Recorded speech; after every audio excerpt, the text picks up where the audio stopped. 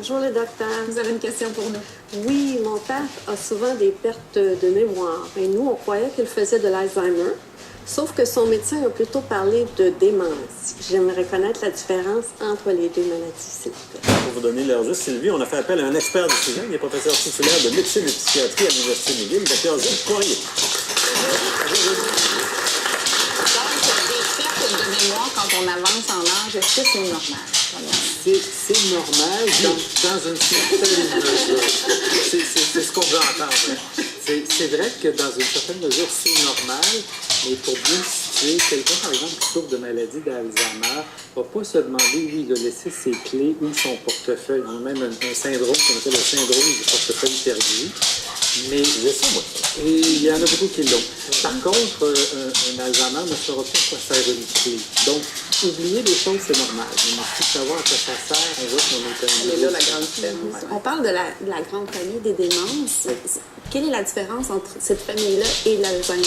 Elle en fait partie, mais est-ce qu'il y a des différences? Oui, en fait, c'est-à-dire que la famille des démences, c'est cette combinaison de maladies qui affecte et la mémoire et ce qu'on appelle les capacités cognitives. Les gens qui ont des problèmes de démence ont des problèmes au niveau de la parole. Ils cherchent leurs mots, les concepts. Ils ont de la difficulté à reconnaître les gens, les objets. Bref, une combinaison de problèmes qui s'ajoutent aux problèmes de mémoire. Et dans les démences, la plus importante s'appelle la maladie d'Alzheimer. Pas la plus grave, nécessairement, la plus importante en termes de proportion. On parle des 2 tiers de tous les cas de démence sont des sujets patients avec Alzheimer. Vous avez des démences comme des démences virales. Il y a quelques années, on a vu la démence, la vache folle. Nous, on l'appelle le Creuset-Jacob. C'est une démence, mais d'origine virale. Il y en a une autre qui s'appelle la démence vasculaire. De petits vaisseaux sanguins deviennent bloqués, empêchent le flux de sang. Ça détruit les cellules et ça donne quelque chose qui ressemble beaucoup à la maladie d'Alzheimer, mais c'est une cause qui est différente. Donc, il y a multiples causes. En termes de symptômes, est-ce que c'est essentiellement la même chose? Les patients vont se plaindre des mêmes choses? C'est-à-dire qu'il y a des subtilités. Et souvent, ce qu'il faut faire, c'est des tests neuropsychologiques un petit peu pointus. Je vous dirais, par exemple, une démence vasculaire, ça va se ressembler beaucoup à une démence Alzheimer, si ce n'est qu'une vasculaire peut descendre en escalier. Tandis qu'un Alzheimer va descendre doucement comme une pente de ski, très douce, mais progressive, sans palier. Les paliers, c'est quand il y a des problèmes de circulation. C'est ça, exactement. C'est là où on a. Puis la vache folle, je pense qu'on a entendu parler, c'est un crash. C'est un avion qui s'écrase. Très rapide. C'est très rapide, intraitable, il n'y a pas de médicaments, il n'y a rien à faire. Et rare, heureusement. Et heureusement, c'est rare. C'est rare. Sylvie, vous, est-ce qu'ils vous ont parlé d'un type de démence pour votre papa? Là, ils viennent de lui annoncer que c'était de la démence mixte. Mixte, OK, donc de plusieurs origines. Mais il y a des médicaments qui lui ont été offerts ou non? Oui, Oui. oui. Je pourrais pas vous donner le nom. Non, c'est correct, mais Gilles, effectivement, il y en a de la médication qu'on peut donner selon le type de démence qu'on peut identifier. En fait, on peut traiter la maladie d'Alzheimer.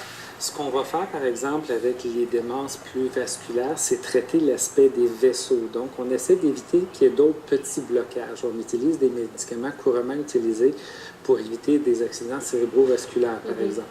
L'Alzheimer a 4 médicaments principaux qui fonctionnent ou sont recommandés normalement que chez les patients Alzheimer. Mais évidemment, vous savez, les médecins débordent un petit peu de ce qu'on leur dit de faire, parfois. Et on a découvert dans d'autres démences, ça fonctionne bien. Bien que le gouvernement ne va pas nécessairement les approuver, ces médicaments fonctionnent dans d'autres démences aussi.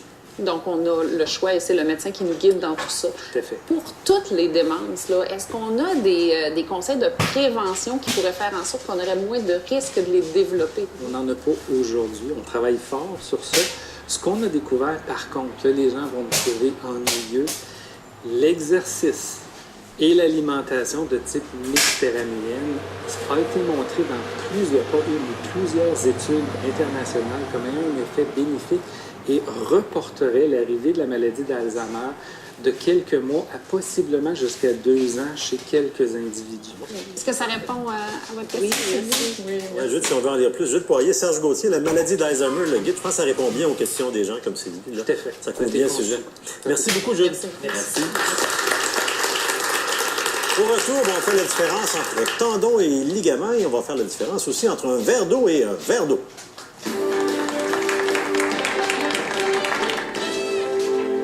Après la pause, Une Donc, l'inflammation du tendon, ça peut venir tout simplement par surménage ou parce qu'on fait trop un effort ou trop certaines activités ou certains sports. Et là, ça peut se produire. Et plus tard, Au Canada, l'eau est une des plus sûres au monde. On a un des meilleurs systèmes d'alimentation en eau potable, en fait, et l'eau est sécuritaire.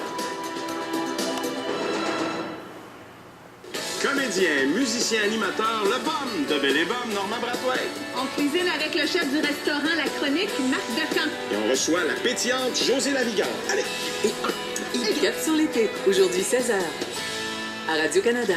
des stratégies extraordinaires pour échapper aux prédateurs, se nourrir et se reproduire. Les poissons, terre, la grande aventure de la vie. Découverte dimanche 18h30 à Radio-Canada.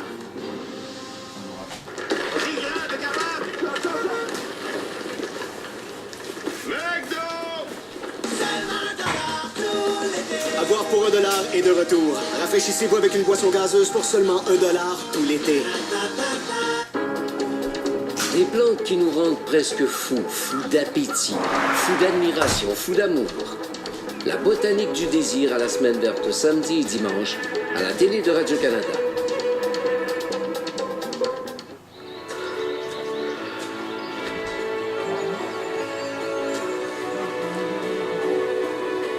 C'était difficile, mais pas aussi difficile qu'arrêter de fumer.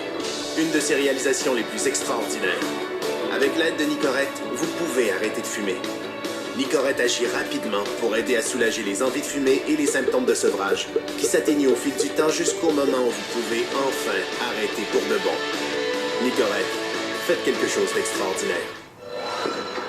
Certains ont la foi. Le sergent a demandé à voir l'aumônier. Mon Dieu, aidez-moi. D'autres la perdent. Je suis désolée pour vous, Simon. Non mais de quel droit vous prenez en pitié? Médecin de combat, samedi 21h, à Radio-Canada. Ici Alain Crevier. Cette semaine à Second Regard, des enfants qui ont bien envie de jouer, mais leur terrain de jeu se trouve en soins palliatifs. Les enfants oubliés à Second Regard à la télé de Radio-Canada, dimanche 13h30. Lundi, ils sont chanteurs, slameurs, musiciens acclamés. Jason, Pierrot. Ça va bien? Ils sont parfois différents, mal compris, mal aimés. Trouves-tu ça dur d'être ici? Bien sûr. T'es un humain, à la base. Ils habitent les marges de notre société. De leur rencontre naîtra une chanson. J'espère juste que ça y fasse du bien. Quand la musique porte la parole de ceux qui vivent dans l'ombre. Les voix humaines, lundi 18h30 à Radio-Canada. Votre défi aujourd'hui sera inspiré du lundi sans viande. Oui, au lundi sans viande. C'est ça notre métier, hein, c'est d'accommoder les produits. Surtout avec les chefs. Ils sont très solidaires les uns les autres. Non, on n'aime pas ça. Chaud, non? Vous est en train de débrûler. Je suis confus. Je l'imagine mal sans ça. Le problème de se régaler. L'idée est bonne. Il faut cuire l'aubergine avant. Ça sera mal cuit. Les chefs, lundi 20h.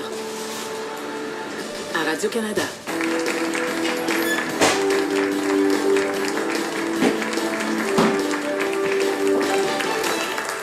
Jacques, j'ai une question qui va te faire vraiment plaisir.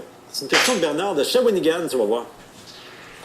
Bonjour les docteurs, quelle est la différence entre un tendon et un ligament? Ça, Jacques, c'est une question exactement dessinée pour toi. Oui, c'est sur formidable. mesure. Hein? Sur mesure. On va prendre le genou comme modèle pour comprendre l'un et l'autre. En fait, ce que vous avez devant vous, c'est un modèle de genou où en haut, on a le fémur et en bas, on a le tibia. Donc, l'os de la cuisse, l'os de la jambe. Exactement. Essentiellement, le ligament, c'est un cordon qui va tenir les deux os ensemble. Alors, on en voit un ici, qu'on appelle le collatéral interne. Alors, il est fixé sur un os, il est